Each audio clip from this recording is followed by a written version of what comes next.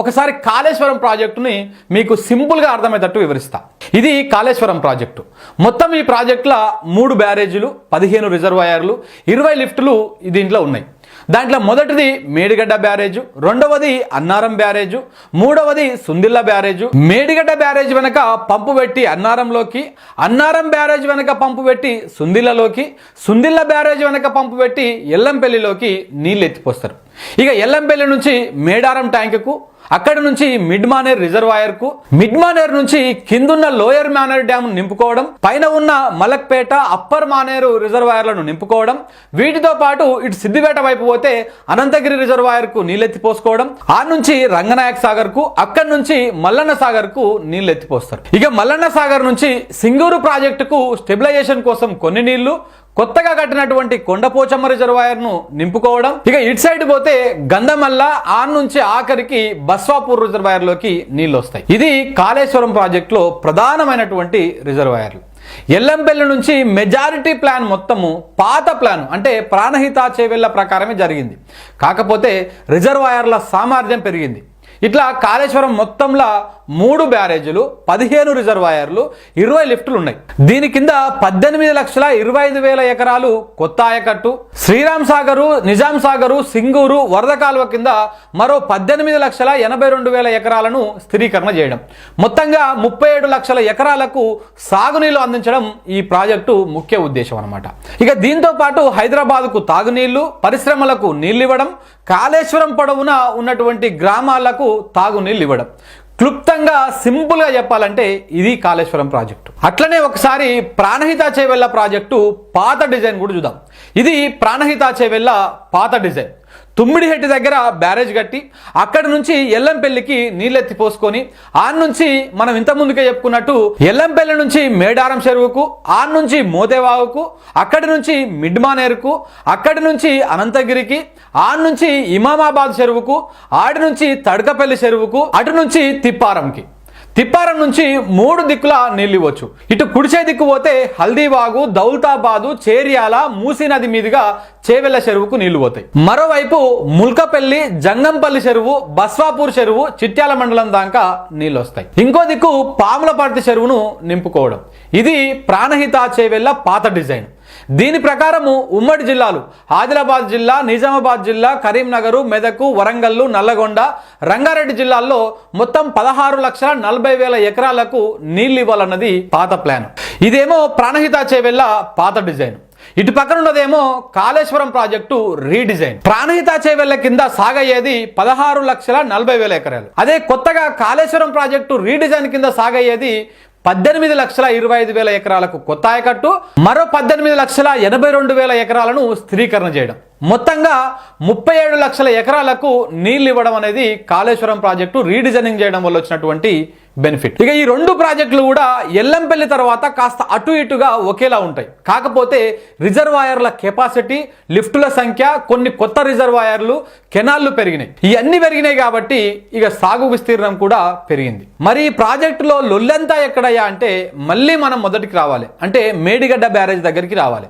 మేడిగడ్డ, అన్నారం, సుందిల్ల లొల్లంతా ఈ 3 బ్యారేజీల మీదనే, వీటి వెనకాల ఉన్నటువంటి పంపుల మీదనే. గోదావరిలో ప్రాణహిత నది కలిసిన తర్వాత కిందికి కొంత దూరం పోయినాక 85 గేట్లతోని ఈ మేడిగడ్డ బ్యారేజ్ని కట్టారు. దీంతో మేడిగడ్డ బ్యారేజ్ వెనకాల నీళ్ళు ఆగుతాయి. అక్కడి నుంచి పంపుల సాయంతో నీటిని ఎత్తిపోసుకొని గోదావరి నది వెంబటి ఒక 15 కిలోమీటర్ల పొడవున కాలువ ద్వారా నీళ్లు తీసుకుపోయి అన్నారం బ్యారేజ్లో పోస్తారు. దాంతో అన్నారం బ్యారేజ్ వెనకాల కూడా నీళ్లు నిలుస్తాయి. వాటిని కూడా పంపు సెట్ల సాయంతో లిఫ్ట్ చేసుకొని 2 కిలోమీటర్ల కాలువ ద్వారా తీసుకుపోయి సుందిల్ల బ్యారేజ్లో పోస్తారు. దీంతో సుందిల్ల బ్యారేజ్ వెనకాల కూడా నీళ్లు నిలుస్తాయి కదా, వాటిని కూడా పంపు సెట్ల సాయంతో లిఫ్ట్ చేసి 1/4 కిలోమీటర్ పొడవున్నటువంటి కాలువ ద్వారా తీసుకుపోయి ఎల్లంపల్లిలో పోస్తారు. ఇది ప్రాణహిత చేవెళ్ల ప్రాజెక్టులో ప్రధానంగా చేసినటువంటి మార్పు. అదే పాత ప్లాన్ ప్రకారం అయితే పైనున్న మహారాష్ట్ర బార్డర్లో వాద్రా నది, వేన్గంగా నది కలిసిన తర్వాత ఆదిలాబాద్ జిల్లాలో తుమ్మిడిహెట్టి అనే గ్రామం దగ్గర ప్రాణహిత నది మీద ఒక బ్యారేజ్ కట్టి అక్కడి నుంచి లిఫ్ట్ చేసి నేరుగా ఎల్లంపల్లిలో నీళ్లు పోయాలనేది పాత ప్లాన్. తుమ్మిడిహెట్టి సముద్ర మట్టానికి 148 మీటర్ల ఎత్తులో ఉంటుంది. ఎల్లంపల్లి కూడా సముద్ర మట్టానికి 148 మీటర్ల ఎత్తులోనే ఉంటుంది. అంటే తుమ్మిడిహెట్టి దగ్గర ఓ 20 మీటర్లు ఎత్తిపోస్తే చక్కగా వచ్చి ఎల్లంపెల్ల నీళ్లు పడతాయి కదా. అది కాదని దాన్ని పక్కన పెట్టి సముద్ర మట్టానికి 100 మీటర్ల ఎత్తులో ఎక్కడో కింద ఉన్నటువంటి మేడిగడ్డలో కట్టేసి ఆ నుంచి అన్నారం తెచ్చి అక్కడి నుంచి సుందిళ్ళకు తెచ్చి సుందిళ్ళ నుంచి ఎల్లంపెల్లిలో ఎందుకు వెయ్యాలి? తుమ్మిడిహెట్టి దగ్గర ఒక్క పంపు పెడితే వచ్చే నీళ్లకు ఇక్కడ 3 పంపు సెట్లు 3 బ్యారేజీలు ఎందుకు కట్టినట్టు? పైగా ఎన్నిసార్లు ఎత్తిపోస్తే వాటికి కరెంటు బిల్లు ఎంత వస్తుంది? దీంతో ఇచ్చే నీళ్ల కంటే వచ్చే కరెంటు బిల్లే ఎక్కువైతుందని వాదించే వాళ్ళు కొందరు. ఇక కొందరు అయితే కమిషన్ల కోసమే బ్యారేజీలు తుమ్మిడిహెట్టి నుంచి మేడిగడ్డకు మార్చిరని వాదిస్తారు. కానీ వాస్తవాలు నగ్న సత్యాలు వేరే ఉన్నాయి. ప్రాజెక్టును తుమ్మిడిహెట్టి నుంచి మేడిగడ్డకు తరలించడానికి చాలా కారణాలు ఉన్నాయి. అవన్నీ మీకు ఇప్పుడు నేను 1 by 1 వివరిస్తా, ఒకసారి మీరు క్లియర్గా వినండి. ప్రాణహిత చేవెళ్ల ప్రాజెక్టు పాత డిజైన్ ఎట్లుంటుందంటే అరచేతుల తేనె పోసి మోచేయి నాకిచ్చినట్టే ఉంటుంది. నిజం ఇది. ఎందుకంటే ప్రాణహిత చేవెళ్లలో ప్రధానమైనటువంటి తుమ్మిడిహెట్టి దగ్గర బ్యారేజీకి అనుమతులు ఉండవు, బ్యారేజ్ ఎత్తు మీద ఒక స్పష్టత ఉండదు, పైనున్నటువంటి మహారాష్ట్రతో ఎలాంటి ఒప్పందం జరగదు, అక్కడ నీటి లభ్యత ఎంత ఉంటుందో ఓ క్లారిటీ ఉండదు, ఉన్న నీళ్లలో పై రాష్ట్రాల వాటా ఎంతనో తేల్చలేదు, ఆ నుంచి ఎన్ని నీళ్లు మనం ఎత్తిపోసుకోగలుగుతామో తెలియదు.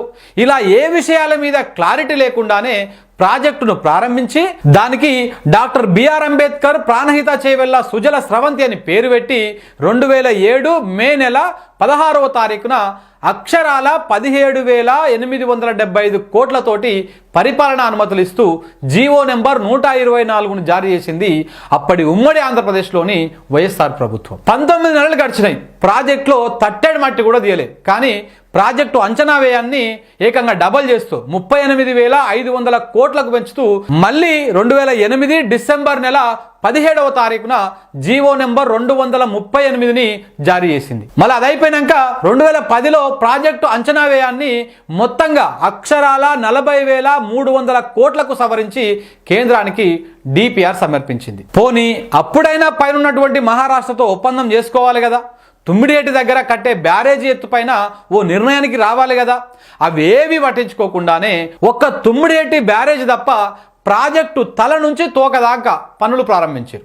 మరి ఎందుకు తుమ్మిడిహెట్టి బ్యారేజ్ పనులు మొదలు పెట్టలేదంటే, బ్యారేజ్ 152 మీటర్లకు కడతామనేమో అప్పటి ఏపీ ప్రభుత్వం, లేదు 148 మీటర్లకు మించి ఒక్క అడుగు పెంచడానికి కూడా మేము ఒప్పుకోమని మహారాష్ట్ర ప్రభుత్వం. ఎందుకంటే 152 మీటర్ల ఎత్తులో కడితే మహారాష్ట్రలోని చాలా గ్రామాలతో పాటు చాలా వరకు వ్యవసాయ పొలాలు మునిగిపోతాయి, దానికి మేము ఒప్పుకునే ప్రసక్తే లేదని అప్పటి మహారాష్ట్ర ప్రభుత్వం చెప్పింది. దీంతో తుమ్మిడిహెట్టి దగ్గర బ్యారేజ్ పనులు ముట్టుకోకుండా కింద ప్రాజెక్టు పనులు స్టార్ట్ చేసింది అప్పటి ఉమ్మడి ఏపీ ప్రభుత్వం. దీంతో 2013లో మహారాష్ట్ర ముఖ్యమంత్రిగా ఉన్నటువంటి పృథ్వీరాజ్ చవాన్ ఏపీ ప్రభుత్వానికి ఒక లేఖ రాశారు. ఇగో ఇక్కడ కనపడుతుంది చూసిరా, ఇదే ఆ లేఖ. ఏంది లేఖ సారాంశం అంటే, మీరు మా అనుమతి లేకుండా కనీసం తమతో సంప్రదించకుండా ఏకపక్షంగా 152 మీటర్ల ఎఫ్ఆర్ఎల్తో తుమ్మిడిహెట్టి దగ్గర బ్యారేజ్ను ప్రతిపాదించి ఆ ప్రకారమే కింద కాలువలు దొమ్ముకుంటూ పోతున్నారు. అది కరెక్ట్ కాదు. మేము ఎంత చెప్పినా మీరు వినకుండా మొండిగా పనులు చేసుకుంటూ పోతే మీరు పెట్టే ఆ 40,300 కోట్లు మట్టిలో పోసుడు తప్ప తుమ్మిడిహెట్టి దగ్గర మేము 152 మీటర్ల ఎఫ్ఆర్ఎల్కు ఒప్పుకునే ప్రసక్తే లేదని చెప్పేసి క్లియర్ కట్గా స్పష్టం చేస్తూ 2013 అక్టోబర్ నెల 15వ తారీఖున అప్పటి ఏపీ ప్రభుత్వానికి లేఖ రాసిర్రు మహారాష్ట్ర ముఖ్యమంత్రి. దానికి సంబంధించినటువంటి లేఖను మీరు ఇక్కడ క్లియర్గా చూడవచ్చు. ఒక్కసారి అంత డీటెయిల్గా కావాలంటే నేను దీనికి సంబంధించినటువంటి పీడిఎఫ్ కూడా కింద పెడతా. మీకు ఇక్కడ ఇంట్రెస్టింగ్ విషయం చెప్పాలి. 2004 నుంచి 2014 దాకా పైన కేంద్రంలో, ఇటు ఉమ్మడి ఆంధ్రప్రదేశ్లో, అటు మహారాష్ట్రలో కాంగ్రెస్ ప్రభుత్వాలే ఉన్నాయి. కానీ కాంగ్రెస్ పార్టీ దీన్ని పెద్దగా పట్టించుకోలేదు, ఈ ఇష్యూని పెద్దగా పట్టించుకోలేదు. ఇక 2014 తర్వాత ప్రభుత్వాలు మారిపోయినాయి. పైన కేంద్రంలో పక్కనున్నటువంటి మహారాష్ట్రలో బీజేపీ సర్కారులు వచ్చినాయి, ఇక్కడ తెలంగాణలో టీఆర్ఎస్ అధికారంలోకి వచ్చింది. అప్పటికే ఈ ప్రాజెక్టుకు కేటాయించినటువంటి 40,300 కోట్లలో 7,000 కోట్లు ఖర్చు చేసి అక్కడక్కడ కాలువలు గట్ర దొమ్మిరు. ఇక తెలంగాణ ప్రభుత్వం వచ్చిన తర్వాత ఇరిగేషన్ మీద ఫోకస్ పెట్టింది. ప్రభుత్వం ఏర్పడిన నెల రోజులకే అంటే జూలై 2014లోనే మహారాష్ట్ర సాగునీటి మంత్రితో మన మంత్రి హరీష్ రావు గారు సమావేశమయ్యారు. తుమ్మిడిహెట్టి బ్యారేజ్ ఎత్తును 152 మీటర్లకు ఒప్పించే ప్రయత్నం చేశారు. దానికి వాళ్ళు ఒప్పుకోలేదు. దాని తర్వాత 2015 ఫిబ్రవరి నెల 17వ తారీఖున సీఎం కేసీఆర్ స్వయంగా ముంబై వెళ్ళారు. అక్కడి ముఖ్యమంత్రి దేవేంద్ర ఫడ్నవీస్ తో చర్చలు జరిపారు. కేసీఆర్ కూడా తుమ్మిడిహెట్టి దగ్గర 152 మీటర్ల FRL కు ఒప్పించే ప్రయత్నం చేశారు. అప్పుడు కూడా మహారాష్ట్ర ప్రభుత్వం ఒప్పుకోలేదు.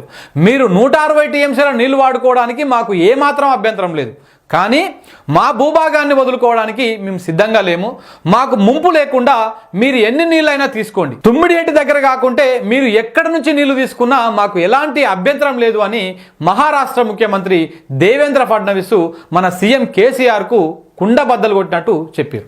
మేము మహారాష్ట్ర అడిగినాం, మరి ఏందండి ఇప్పుడు పరిస్థితి ఏందని అడిగితే వాళ్ళు ఒకటే మాట మహారాష్ట్ర ముఖ్యమంత్రి నాకు చాలా స్పష్టంగా చెప్పిండు అధ్యక్ష, కుండా బద్దలు కొట్టినట్టు చెప్పిండు.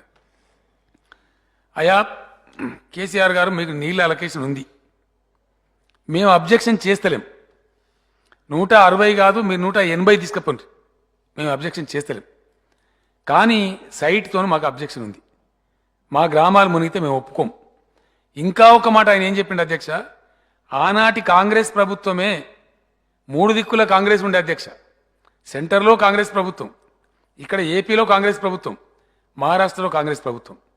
3 దిక్కుల నియంత్రణ చేయగలిగిన ప్లేస్లో కాంగ్రెస్ ప్రభుత్వం ఉండే అగ్రిమెంట్ కాలేదు అని మహారాష్ట్ర ముఖ్యమంత్రి నాకు ఏం చేసిందంటే ఒక న్యూస్ పేపర్ తీసి నా ముందర వేసిన అధ్యక్ష. ఆ రోజు ఎప్పుడైతే పృథ్వీరాజ్ చౌహాన్ గారు రాజశేఖర రెడ్డి గారు మాట్లాడినారో ఆ రోజే బీజేపీ ఫ్లోర్ లీడర్గా ఈనాటి మహారాష్ట్ర ముఖ్యమంత్రి దేవేంద్ర ఫడ్నవీస్ గారు ఉండరు అధ్యక్ష. ఆయన సొంత జిల్లా ఇది చంద్రపూర్ జిల్లా అధ్యక్ష. ఇది చంద్రపూర్ జిల్లా మహారాష్ట్ర, ఇది గడిచిరోలి జిల్లా మహారాష్ట్ర, ఈ పక్క ఇది మన ఆదిలాబాద్ జిల్లా అధ్యక్ష. ఆ ముఖ్యమంత్రి గారి స్వస్థలం, వారి భూములు, వారి వ్యవసాయం కూడా ఇక్కడనే ఉన్నాయి, వారి కుటుంబం అంతా ఇక్కడనే ఉంటారు. ఇదే జిల్లా ఇదే ప్రాంతం అధ్యక్ష.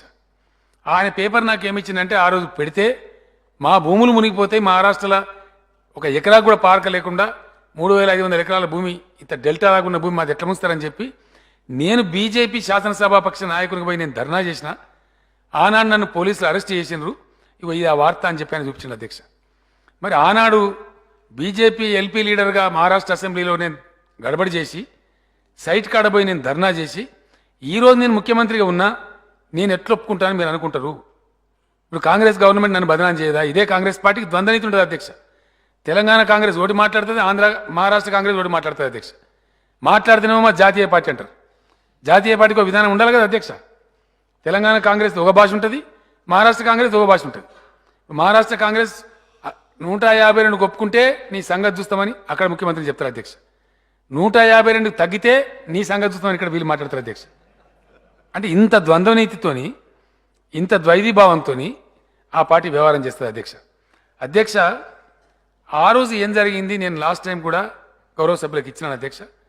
ఈరోజు గవర్నమెంట్ గౌరవ సభ్యులకు ఏదైతే నోట్ సర్క్యులేట్ చేసినారో దానిలో కూడా పృథ్వీరాజ్ చౌహాన్ గారు రాసిన లెటర్, మన ముఖ్యమంత్రి కిరణ్ కుమార్ రెడ్డి గారికి నాటి మహారాష్ట్ర ముఖ్యమంత్రి రాసిన లెటర్ ఈ రోజు ఇచ్చిన నోట్లో కూడా మళ్ళా పొందుపరిచినాం అధ్యక్ష.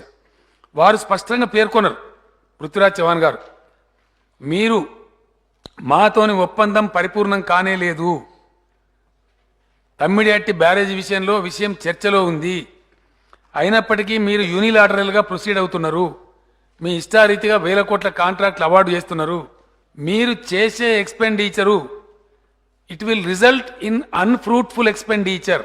ఇంత స్పష్టంగా అధ్యక్ష. ఆయన ఏం శశబిషాలు బల్లే, అనుమానాలు బల్లే, గౌరవ సభ్యులకు ఇచ్చిన నోట్లో అందరి దగ్గర ఉంది, అందరు కూడా చూడవచ్చు. The expenditure which you are incurring may result in unfruitful expenditure అని మెన్షన్ చేసిన అధ్యక్ష. దానికి కిరణ్ కుమార్ రెడ్డి కూడా మేము అట్లేం చేయం, మీతో కలిసే ఉంటాం, మీరు చెప్పినట్టే వింటాం అని జవాబు కూడా రాసిన. ఆ జవాబు కూడా సభ్యుల దగ్గర ఇప్పుడు ఉంది అధ్యక్ష. అంటే ఆ ఉత్తరం చెప్తున్నటువంటిది చాలా స్పష్టంగా ఒప్పందం అనేది ఫైనల్ కాలే మహారాష్ట్రకు, ఆనాటి ఆంధ్రప్రదేశ్కు అధ్యక్ష. తదనంతరం సిడబ్ల్యూసి కూడా అనేక అభ్యంతరాలు ఇక్కడ వ్యక్తం చేసినది. తర్వాత మనం పలు దఫాలు వాళ్ళతో చర్చ చేసినాం. వాళ్ళు చెప్పింది ఏంటంటే అధ్యక్ష, మీరు నీళ్లు తీసుకోవడానికి, తెలంగాణ రాష్ట్రం నీళ్లు తీసుకోవడానికి మాకు అభ్యంతరం లేదు, మాకు అభ్యంతరం ఉన్నదల్లా మాకు సైట్తోనే ఉంది, ఇక్కడ 148 కట్టుకోండి, ఈ ఆదిలాబాద్ జిల్లాకు ఎంత ఇచ్చుకోనో ఇచ్చుకోండి, దానికి వీఆర్ అక్సెప్టింగ్ ఫర్ 148. దాని తదనంతరం నేను ఆ ముఖ్యమంత్రిని అడిగిన అధ్యక్ష, అధ్యక్ష మరి మేము నీళ్లు తీసుకోవాలంటే ఇక్కడనైనా తీసుకోవాలి, మెయిన్ గోదావరినైనా తీసుకోవాలి. మరి అక్కడ నువ్వే వస్తావు కదా అంటే అక్కడ మీకు మీ నీళ్ళు తీసుకోవడానికి మేము ఫెసిలిటేట్ చేస్తాం, మీరు తీసుకోండి, మేము నీళ్ళకి అబ్జెక్షన్ లేం కాబట్టి మీరు ఇంకో చోట ప్రతిపాదించండి అన్నారు అధ్యక్ష. దాని తదనంతరం నేను అధికారులను ఆదేశించి నాకున్న ఐడియా కూడా చెప్పి లైడార్ సర్వేలు కూడా చేయించి ఎక్కడ తీసుకుంటే మనకు సముచితంగా వస్తుంది, ఎక్కడ తీసుకోవడం కరెక్టు అనే చర్చ మీమాంస మొదలైంది అధ్యక్ష.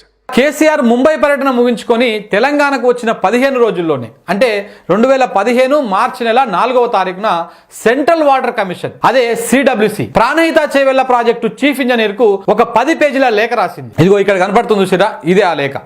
ఏమని రాసిందంటే గతంలో ఉమ్మడి ఆంధ్రప్రదేశ్ ప్రభుత్వం పంపినటువంటి నివేదికలో పై ప్రాజెక్టుల అవసరాలు పోను తుమ్మిడియేటి దగ్గర నీటి లభ్యత 273 టీఎంసీలుగా పేర్కొన్నది, కానీ అది తప్పు. ఇప్పుడు మా పరిశీలనలో తేలింది ఏంటంటే తుమ్మిడియేటి దగ్గర అన్ని నీళ్లు లేవు, కేవలము 165 టీఎంసీల నీటి లభ్యత మాత్రమే ఉన్నది. అందులో కూడా భవిష్యత్తులో పై రాష్ట్రాలు 63 టీఎంసీలు వాడుకున్నటువంటి హక్కు ఉంటుందని లేఖలో పేర్కొంది. అంటే మనకు తుమ్మిడేటి దగ్గర లభించేటువంటి నీళ్ళు ఎన్ని? కేవలం 102 టీఎంసీలు మాత్రమే. ఆ 102 టీఎంసీల్లో మనం ఎత్తిపోసుకోగలిగేది ఎంత? 80 టీఎంసీలే.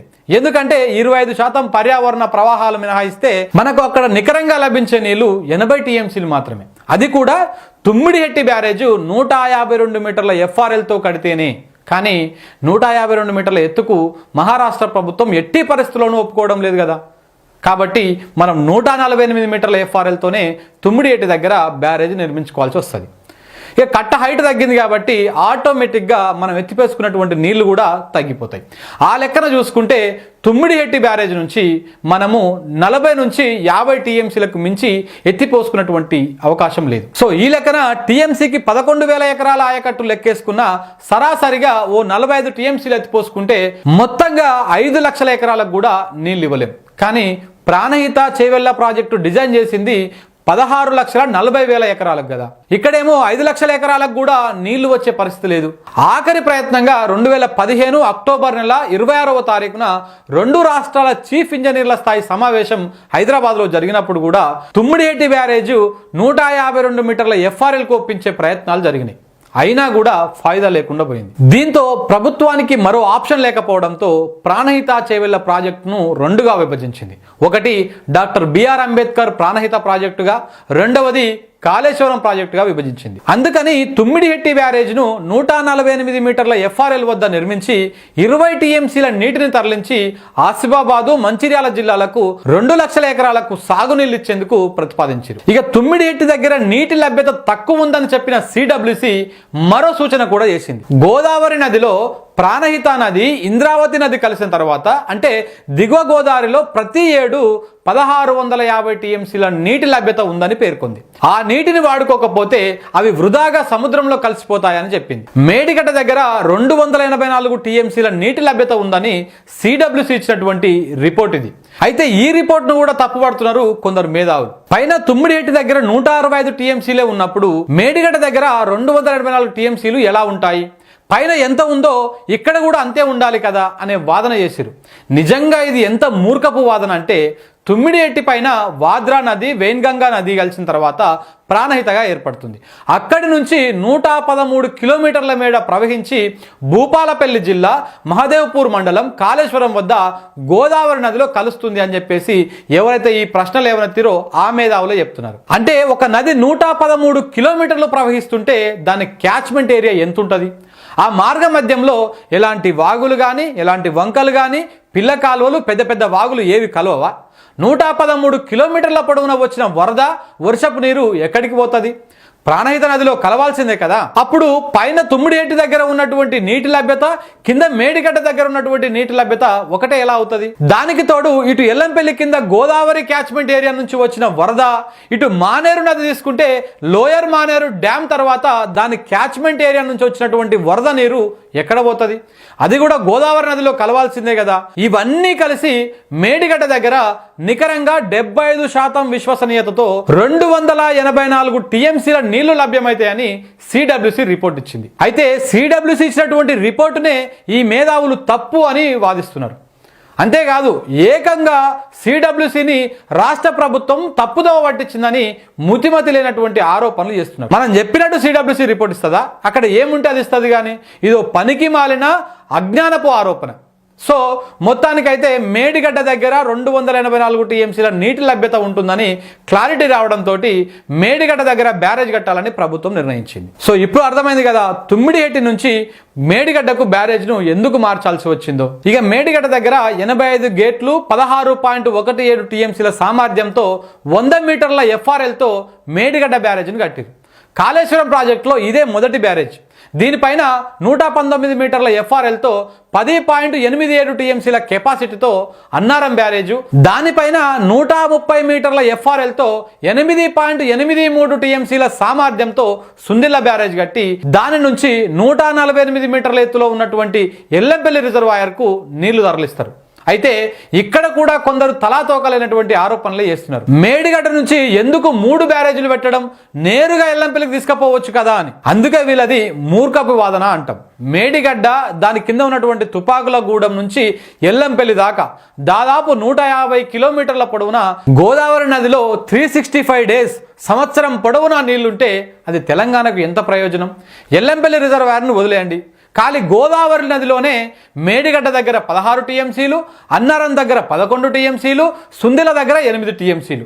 అంటే ఈ 3 బ్యారేజ్ల మీదనే అదొక 16, ఇదొక 11, 27, ఇదొక 8, మొత్తం 35 టీఎంసీల నీళ్లు నిల్వ ఉంటాయి. ఈ నీళ్లను ఎప్పుడైనా మనం వాడుకోవచ్చు కదా, ఎందుకు ఈ స్టోరేజ్ ని మర్చిపోతున్నారు? ఇక ఇప్పుడు ప్రాణహిత చేవెళ్ళ పాత డిజైన్ లో ఉన్నటువంటి లోపాల గురించి మాట్లాడుకోవాలి.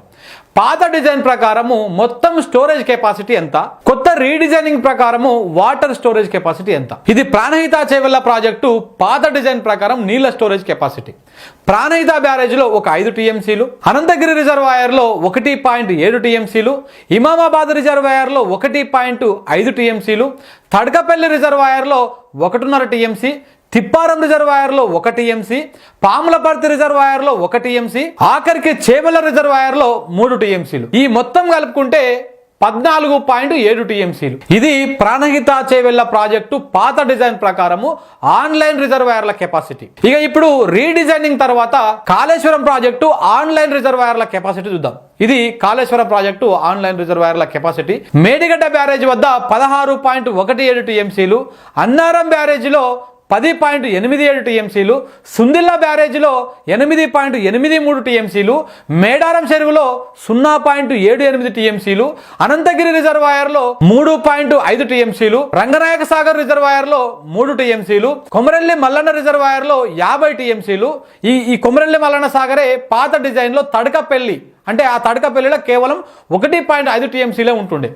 ఇప్పుడు అది 50 టీఎంసీలు అయింది మల్లన్న సాగర్ లో. ఇక దాని తర్వాత మలకపేట రిజర్వాయర్ లో 3 టీఎంసీలు, కొండపోచమ్మ రిజర్వాయర్ లో 15 టీఎంసీలు, గంధమల్ల రిజర్వాయర్ లో 9.87 టీఎంసీలు, చివరికి బస్వాపూర్ రిజర్వాయర్ లో 11.39 టీఎంసీలు. ఇక అటు పైకి పోతే భూపల్లి రిజర్వాయర్ లో 0.09 టీఎంసీలు, కొండెం చెరువులో 3.5 టీఎంసీలు, తిమ్మక్కపల్లి రిజర్వాయర్ లో 1.5 టీఎంసీలు, మోతె జలాశయంలో 1 టీఎంసీ. ఈ మొత్తం కలిపి 141 టీఎంసీలు.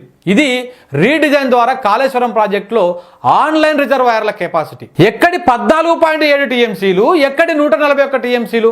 ఒక్కసారి మనమే ఆలోచించుకోవాలి. అట్లనే ఈ లెక్క ప్రకారమే ఒక్కసారి మనము పాత ప్రాజెక్టు కొత్త ప్రాజెక్టు అంచనా వ్యయాన్ని కూడా లెక్కేయాలి. ప్రాణహిత చేవెళ్ళ పాత డిజైన్ ప్రకారము మొత్తం ప్రాజెక్టు వ్యయం 40,300 కోట్లు.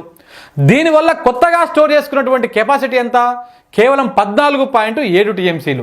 అంటే 40,300 కోట్లను 14.7 టీఎంసీలకు డివైడ్ చేస్తే ఒక్కో టీఎంసీని స్టోర్ చేసుకోవడం కోసము 2,471.49 కోట్లు ఖర్చు అవుతుంది అన్నట్టు. అదే కాళేశ్వరం ప్రకారం అయితే కాళేశ్వరం మొత్తం వ్యయము 80,190 కోట్లు. దానివల్ల కొత్తగా స్టోరేజ్ చేసుకున్నటువంటి కెపాసిటీ ఎంత? 141 టీఎంసీలు. అంటే 80,190 కోట్లను 141 టీఎంసీలకు డివైడ్ చేస్తే ఒక్కో టీఎంసీని స్టోర్ చేయడం కోసం 568.72 కోట్లు ఖర్చు అవుతుంది అన్నమాట. ఇది కరెంటు బిల్లు కాదు, క్లియర్ గా అర్థం చేసుకోవాలి. ఒక్క టీఎంసీని స్టోర్ చేసుకోవడానికి బ్యారేజీలు, రిజర్వాయర్లు, పంప్ హౌజులు, టన్నెళ్లకు అయినటువంటి ఖర్చు ప్రాణహిత చేవెళ్ల ప్రాజెక్టు పాత డిజైన్ ప్రకారము 1 టీఎంసీ స్టోర్ చేసుకునేందుకు పెట్టే ఖర్చు 2471 కోట్లయితే అదే కాళేశ్వరం ప్రాజెక్టులో 1 టీఎంసీని స్టోర్ చేసుకోవడం కోసం కేవలం 568 కోట్లు మాత్రమే ఖర్చు అవుతుంది. దానికి దీనికి ఎంత తేడా ఉందో ఒక్కసారి మీరే ఆలోచించాలి. సో ఇప్పటికే మీకు క్లారిటీ వచ్చి ఉంటుంది. ప్రాణహిత చేవెళ్ల ప్రాజెక్టును రీడిజైనింగ్ చేయడానికి కారణం ఏంటంటే, ఒకటి తుమ్మిడేటి దగ్గర నీటి లభ్యత లేకపోవడము, రెండవది 152 మీటర్ల FRL కు మహారాష్ట్ర ప్రభుత్వము ఒప్పుకోకపోవడము, ఇక మూడవది పాత డిజైన్ ప్రకారం ప్రాజెక్టు మొత్తంలో కేవలము 14.7 టీఎంసీలు మాత్రమే ఆన్లైన్ రిజర్వాయర్ల కెపాసిటీ ఉండడం. పుసుకున ఎక్కడన్నా ఒక దగ్గర పంపు ఖరాబ్ అయిందంటే మొత్తం నీటి సరఫరా ఆగిపోతుంది. ఇక నాలుగో కారణం ఏంటంటే 148 మీటర్ల FRLతో తుమ్మిడిఎట్టి దగ్గర బ్యారేజ్ కడితే కనీసం మనము 5 లక్షల ఎకరాలకు కూడా నీళ్ళు ఇవ్వలేకపోవడం. కానీ ప్రాణహిత చేవెళ్ల ప్రాజెక్టును డిజైన్ చేసిందేమో 16,40,000 ఎకరాలకు. ఇక్కడనేమో కనీసం 5 లక్షల ఎకరాలు కూడా పారేటువంటి అవకాశం లేదు. ఇక ఐదవ కారణము, కాళేశ్వరంతో 18.25 లక్షల ఎకరాలకు కొత్తగా నీళ్లు ఇవ్వడంతో పాటు పాత ప్రాజెక్టులైన శ్రీరామ్ సాగర్ ప్రాజెక్టు, నిజాం సాగరు, సింగూరు కింద 18.85 లక్షల ఎకరాలను స్థిరీకరించుకున్నటువంటి అవకాశం ఉండడం. ఈ అన్ని కారణాల వల్ల తుమ్మిడిఎట్టి నుంచి ప్రాజెక్టు మేడిగడ్డకు మారింది. ఇక ప్రాజెక్టు వ్యయం గురించి మాట్లాడితే ప్రాణహిత చేవెళ్ల పాత డిజైన్ ప్రకారం అయితే కేవలం 40,300 కోట్లతోనే పూర్తి అయ్యేది కదా, అదే కాళేశ్వరము 80,190 కోట్లు అయినాయి కదా అని వాదించే వాళ్ళు కూడా ఉన్నారు. అవును నిజమే, కానీ 40,300 కోట్లు ఏనాటిది? 2010 నాటి అంచనా వ్యయం అది. 2010లో 40,300 కోట్లు అంటే పెరిగిన రేట్ల ప్రకారం అది 2016 నాటికి ఎంత అయి ఉంటుంది? ఏటా 10% పెంపు వేసుకున్న పాత ప్రాజెక్టు పాత ప్లాన్ ప్రకారమే కట్టినా అది 65,000 నుంచి 70,000 కోట్లకు చేరేది. పైగా అంత ఖర్చు పెట్టి కట్టినా దాంట్లో నీటి నిల్వ సామర్థ్యం చాలా తక్కువ, కేవలం 14.7 టీఎంసీలే. సాగు విస్తీర్ణం కూడా 16,40,000 ఎకరాలే. అదే రీడిజైనింగ్ లో 141 టీఎంసీలు మనం స్టోర్ చేసుకోవచ్చు. సాగు విస్తీర్ణం కూడా 18.25 లక్షల ఎకరాల కొత్త ఆయకట్టు, మరో 18.85 లక్షల ఎకరాలను స్థిరీకరించడం. అందుకని ప్రాజెక్టు అంచనా వ్యయం 80,190 కోట్లకు పెరిగింది. సో ఈ లెక్కన రీడిజైనింగ్ లో మనం అధికంగా ఖర్చు చేసింది కేవలం 10 నుంచి 11,000 కోట్లు మాత్రమే. కానీ బ్యారేజీలు పెరిగినాయి, పంపులు పెరిగినాయి, రిజర్వాయర్లు పెరిగినాయి, కాలువలు పెరిగినాయి, ఫలితంగా ఆయకట్టు కూడా పెరిగింది. పాత ప్లాన్ ప్రకారం 16,40,000 ఉంటే కొత్త ప్లాన్ ప్రకారము 37 లక్షల ఎకరాలు. తేడా లేదా? ఉంది కదా. సో ఇది తుమ్మిడిఎట్టి నుంచి మేడిగడ్డకు రావడం వల్ల కాళేశ్వరం ప్రాజెక్టు వల్ల పొందేటువంటి లాభం. ఇక మల్లన్న సాగర్ దగ్గరికి వద్దాం. ప్రాణహిత చేవెళ్ల ప్రాజెక్టులో ఉన్న తడకపల్లి రిజర్వాయర్ ను రీడిజైనింగ్ లో భాగంగా మల్లన్న సాగర్ గా మార్చారు. తడకపల్లిలో 1.5 టీఎంసీల స్టోరేజే ఉండే, కానీ మల్లన్న సాగర్ లో 50 టీఎంసీలు స్టోర్ చేసుకోవచ్చు.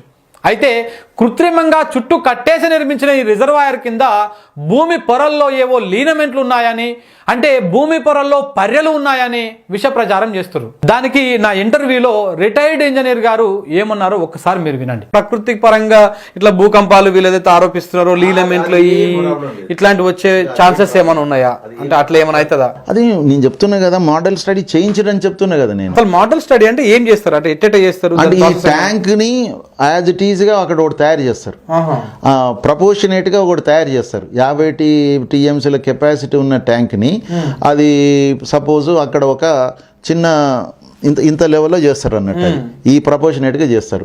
దానికి ఏమి 50 టీఎంసీలను 50 లీటర్లుగా తీసుకొని చేస్తారు అక్కడ చిన్నగా చేస్తారు, ఒక చిన్న ట్యాంక్ ఏర్పాటు చేస్తారు. దీని హైట్ ని కూడా అదే ప్రపోర్షనేట్ గా చేస్తారు. దానిలో అందులో నీళ్ళు ఏవైతే ఉన్నాయో నెమ్మదిగా దాన్ని నింపుతుంటారు. ప్రాక్టికల్ గా చేస్తారు అన్నమాట. నెమ్మదిగా నింపుతారు. అదే సాయిలు అదే పద్ధతి ప్రకారంగా చేస్తారు. వీళ్ళు ఏం వాడిన సాయిలు అదంతా ఆ ప్రకారమే చేస్తారు ఇదంతా. కాబట్టి ఆ సాయిల్తోనే చేసి ఆ సాయిల్తోనే చేసిన తర్వాత నెమ్మదిగా దాన్ని నింపుతుంటారు. నింపుతున్నప్పుడు జరిగిన రియాక్షన్స్ ఏమొస్తున్నాయి అవన్నీ స్టడీ చేస్తారు. స్టడీ చేసేసి ఈ డిజైన్ ఏదైతే ఉందో అనేది ఆ సెక్షన్ ప్రకారంగా ఆ సెక్షన్ మొత్తం దించుతారు చుట్టూ. దించేసి అందులో నీళ్లు ఎక్కువ అవుతున్నప్పుడు, ఎందుకంటే 10 మీటర్లు పోతే 1 కేజీ ప్రెషర్ పెరుగుతుంది అన్నట్టు. వాటరు 10 మీటర్స్ అంటే 1 కేజీ ప్రెషర్, 20 మీటర్లు ఉందంటే 2 కేజీ ప్రెషర్ దాని మీద పడుతుంటది. 30 మీటర్ల వాటర్ డెప్త్ ఉంటే 3 కేజీ ప్రెషర్, 40 మీటర్ల వాటర్ ఉంటే 4 kg ప్రెషర్, 50 మీటర్ల వాటర్ ఉందనుకో 5 kg ప్రెషర్, 5 kg ప్రెషర్ కు అది తట్టుకుంటుందా? తట్టుకోదా? అప్పుడు ఏమేమవుతుంది, ఏమైనా లీకేజీలు అవుతున్నాయా, ఈ డిజైన్ మన సెక్షన్ ఏదైతే ఉన్నదో అందులో ఏమైనా ఇంకా బండిని ఇంకా ఎక్కువ వైడెన్ చేయాలన్నా అవన్నీ చూస్తారు అన్నట్టు. అంటే అక్కడ ఏమైనా లోపాలు ఉంటే దాన్ని ఏం చేస్తే అవుతుంది అనేది కూడా అక్కడనే స్టడీ చేస్తారు. స్టడీ చేసేసి వాళ్ళ యొక్క మళ్ళీ సైట్కి వచ్చి చూస్తారు, అక్కడ చేస్తారు, చేసి దాని ప్రకారంగా వాళ్ళు రిపోర్ట్ రాస్తారు. గివి కొంచెం మార్పులు చేసుకో. ఎక్కడ చేస్తారు ఈ స్టడీ? ఎక్కడ చేస్తారు? మన పూణేలో CWPRS అని సంస్థ. ఇప్పుడు దేశంలో ఎక్కడ ప్రాజెక్టులు కట్టినా వాళ్ళే చేస్తారా? వాళ్ళ మెయిన్ అది అంటే మనం అది నేషనల్ CWCకి అనుబంధంగా ఉన్న సంస్థ. అది చాలా దానికి శాంక్టిటీ ఉన్నటువంటి సంస్థ. అది మనం ప్రైవేట్గా ఎక్కడైనా చేయించుకోవచ్చు, కానీ ఒక CWCని కన్విన్స్ చేయాలంటే నమ్మకమైన సంస్థ దగ్గరికే పోతారు ఎవరైనా.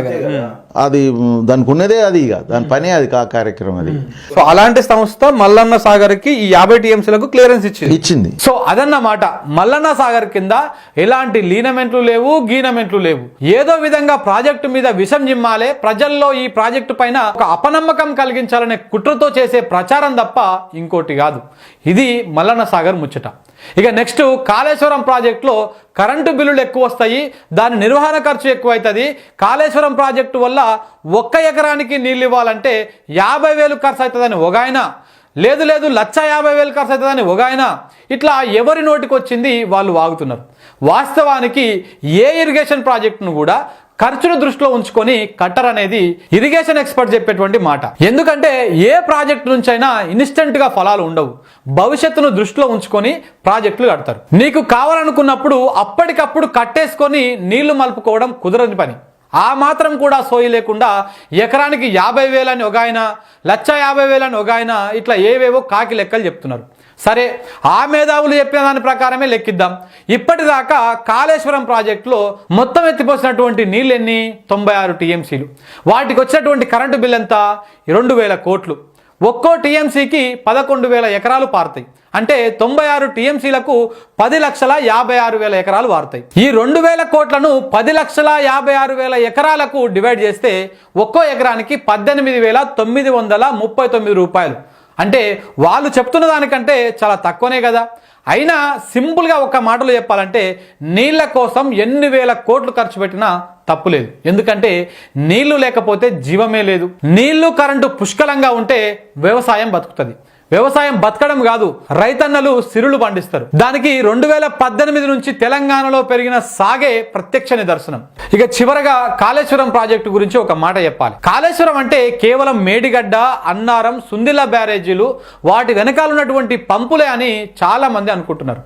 అవి మునిగితేనో లేకపోతే అవి పనిచేయకపోతేనో ప్రాజెక్టు మొత్తం ఆగిపోయినట్లని అనుకుంటారు. కానీ అది తప్పు.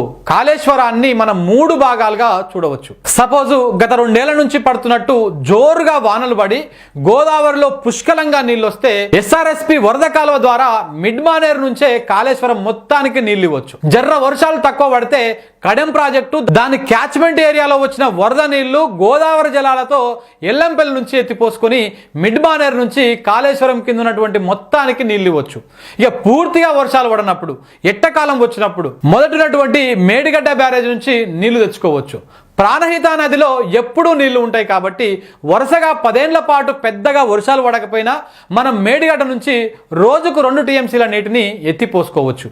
ఇలా మొత్తము 3 విధాలుగా కాళేశ్వరం ప్రాజెక్టును వాడుకోవచ్చు. అంతేగాని ఏవో 2 పంప్ హౌజులు మునిగిపోతే కాళేశ్వరం ప్రాజెక్టు మొత్తం మునిగినట్టు కాదు. ఎవరు ఒప్పుకున్నా ఎవరు ఒప్పుకోకపోయినా కాళేశ్వరం ప్రాజెక్టు తెలంగాణ రైతాంగానికి కల్పతరు.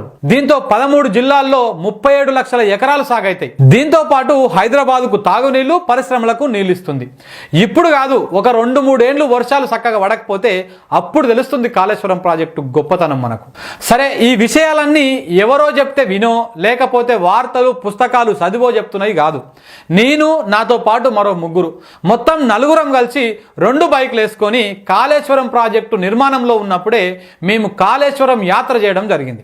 హైదరాబాద్ నుంచి బయలుదేరి తుపాకులగూడెం, దేవాదుల, మేడిగడ్డ, కన్నపెల్లి, అన్నారం పంప్ హౌజు, సుందిల్ల, ఎల్లంపల్లి, ఇక మేడారం చెరువు, లక్ష్మీపూర్ పంప్ హౌజులు, అక్కడే లక్ష్మీపూర్ దగ్గర ఉంటాయి బాహుబలి పంపులు. ఆ నుంచి SRSP నుంచి వచ్చేటువంటి వరద కాలువ నుంచి బడి మిడ్ మానేరు డ్యామ్ చూసుకొని ఆరు నుంచి అనంతగిరి, రంగనాయక సాగర్ చూసుకుంటూ సిద్దిపేటకు వచ్చినాం. సిద్దిపేటలో మంత్రి హరీష్ రావు గారిని కలుద్దామనే ప్రయత్నం చేసినాం. కానీ మేము సిద్దిపేటకు వచ్చేసరికి మంత్రి గారు ఎక్కడికో వెళ్ళిపోయారు. ఇక సిద్దిపేట నుంచి సీదాగా హైదరాబాద్ తోవబట్టినాం. ఈ మొత్తం ప్రయాణంలో బ్యారేజీలు, పంప్ హౌజులు, కాలువలు, సొరంగాలు చూస్తూ అక్కడ ఉన్నటువంటి ఎంతో మంది ఇంజనీర్ల అభిప్రాయాలు, ఆ ప్రాజెక్టు కింద ఉన్న ఊర్ల జనాలను కలిసినాం. కాళేశ్వరం ప్రాజెక్టు మీద పూర్తి నెగిటివ్ మైండ్ తో వెళ్ళిన మాకు వారం రోజుల యాత్రతో ఎన్నో విషయాలు తెలిసినాయి. తెలంగాణకు కాళేశ్వరం అవసరం, ఆవశ్యకతను అర్థం చేసుకున్నాం. అందుకే నేను మీకు ఈ వీడియో రూపంలో ఇంతసేపు ఎక్స్ప్లెయిన్ చేయగలిగిన. అవును, అబద్ధాలు అందంగా ఉంటాయి, సమ్మగా ఉంటాయి, కానీ వాస్తవాలు చేదుగానే ఉంటాయి. కాళేశ్వరం మంచిది అంటే మీలో చాలా మందికి నచ్చకపోవచ్చు, కానీ భవిష్యత్తులో దాని విలువేందో తప్పక తెలుస్తుంది. అయితే కొందరు మేధావులు, జర్నలిజం ముసుగులో ఉన్నటువంటి బానిసలు కాళేశ్వరం ప్రాజెక్టు మీద పని కట్టుకొని విషం జిమ్మేటువంటి ప్రయత్నం చేస్తున్నారు.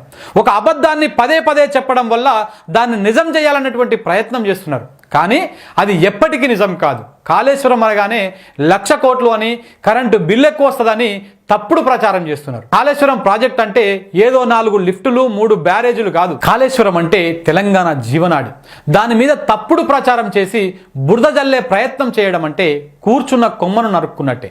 కాబట్టి కాళేశ్వరంపై జరుగుతున్నటువంటి విష ప్రచారాలన్నీ తాత్కాలికమే, కాళేశ్వరమే శాశ్వతం. ఇది కాళేశ్వరం ప్రాజెక్టు మీద నా పూర్తి స్థాయి విశ్లేషణ. నమస్తే.